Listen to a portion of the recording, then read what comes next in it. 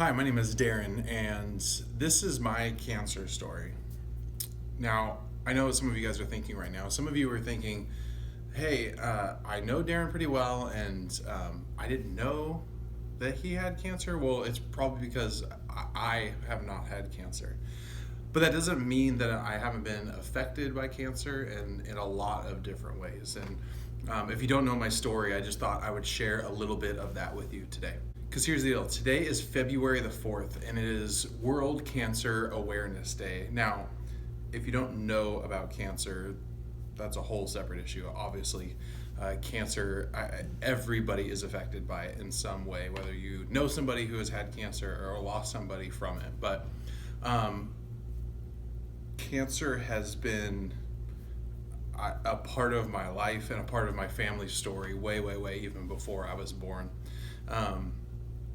And to say that it hasn't affected us and me, I think would be wrong. Right now, I understand I have not had cancer. I haven't gone through those personal struggles of those of you who have had cancer before. But I have dealt with cancer in a lot of different ways. So a little bit about me. My family has a rare genetic disorder called Li-Fraumeni syndrome. And basically what that is it means that our bodies are not able to fight off cancer cells, which we all normally produce cancer cells or irregular cells all the time. Your white blood cells swoop in and take care of those. But for those of us that have Li-Fraumeni syndrome, that is not a thing. So it's not that we're susceptible to a specific type of cancer. It's that people with Li-Fraumeni syndrome are susceptible to all types of cancer. And what that means for me and for my family is that this is on my mom's side. And that means on my mom's side, I have lost nearly my entire family to cancer, and to not a specific cancer. There's no specific age, everywhere from, a couple of years old, and I think the oldest being in their 60s. So I've lost grandparents on that side. I've lost aunts and uncles. I've lost cousins.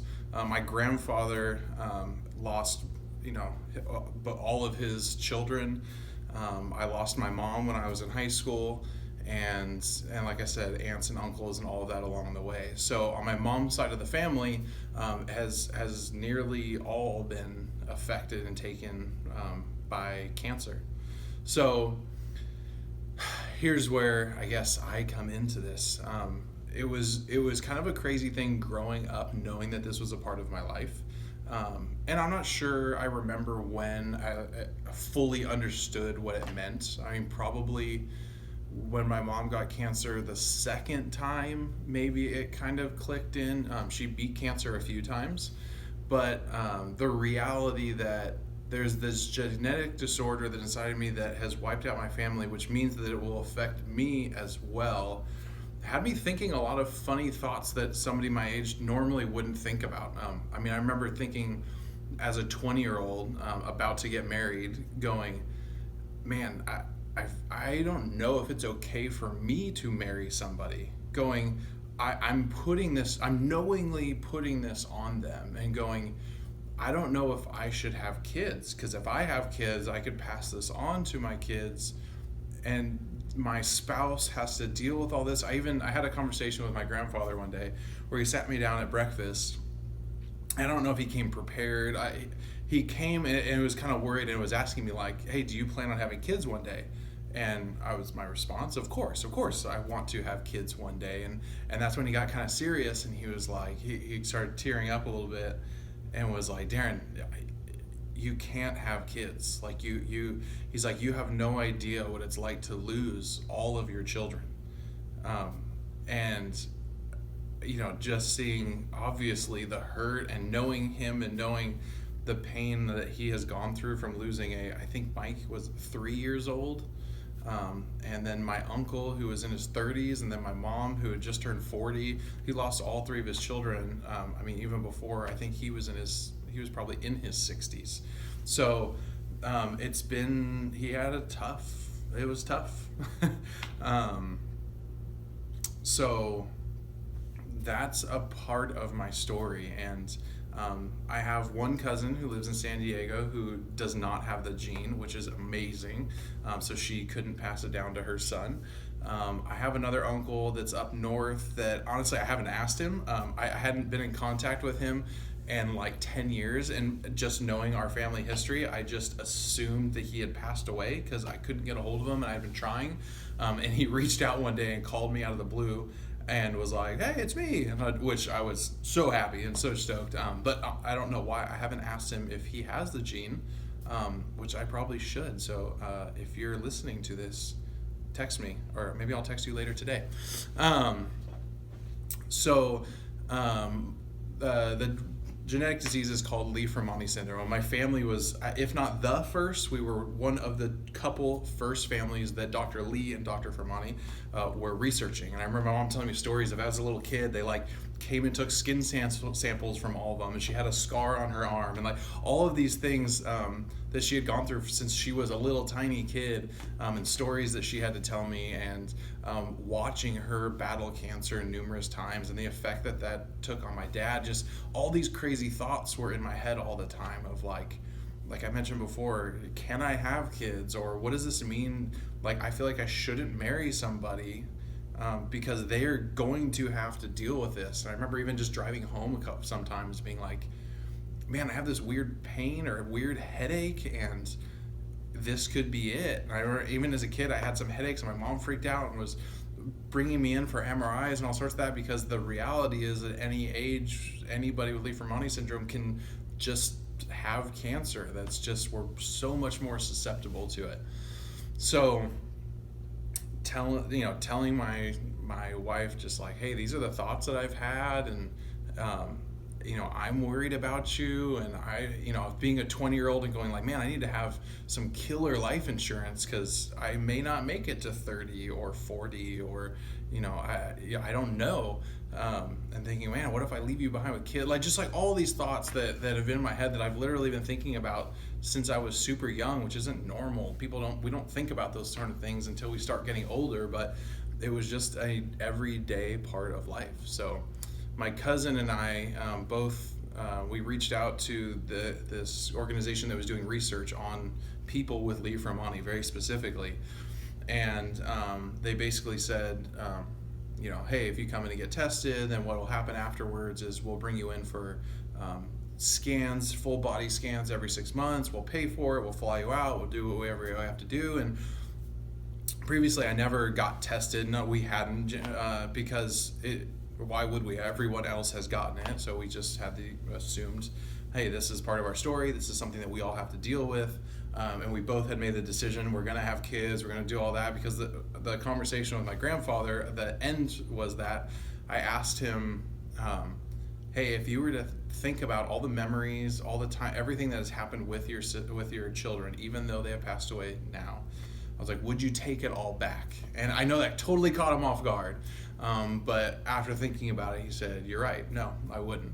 The memories with my uncles and my mom, and then, I was like, if you wouldn't have had kids, we wouldn't be sitting here today. And so that conversation I shared with my cousin was, yeah, we're just going to do it. And it's what it is. And, we'll kind of deal with the cards that were dealt to us. So we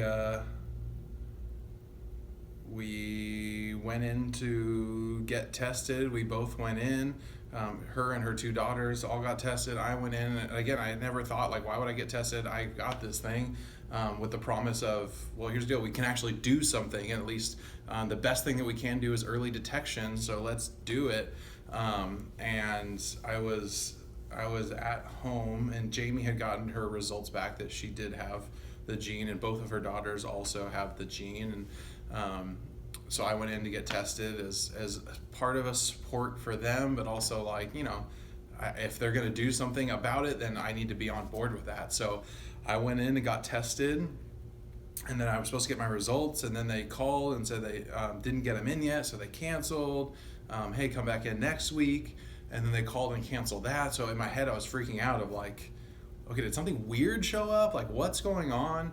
And the lady who you have to sit down and go to counseling before you get the results because of how big of a deal this is. She called me on the phone and I was like, just picked up, hello, and she just burst out like yelling, like, "You don't have it, you don't have the gene," and it got me like chills. I remember in the moment, like, shock. My whole life I thought, man, one day I'm gonna have to deal with this, and then for that to one moment just not be the case, I feel like it's still something that I don't even completely understand. It's been over a year, and all the time I have these thoughts of like, wow, I have a kid now and he won't have to deal with that.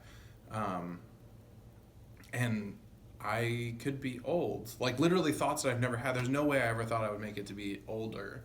But now it's like, oh wow, I'm normal. And it's still so weird. And the weirdest part of it, I think, there's a piece of it that there's a guilt attached, that I love my cousin and feel like I was side by side with them, but now that they have this genetic disorder and I don't, it really kind of threw me off. So it's something that I still think about every once in a while, of like, oh wow, I don't have to deal with this. And then there's almost a sense of like responsibility of like, okay, if God's hand was in this, then like, wow, I there must be a reason or a purpose, or why did it affect everyone else in my life and not me?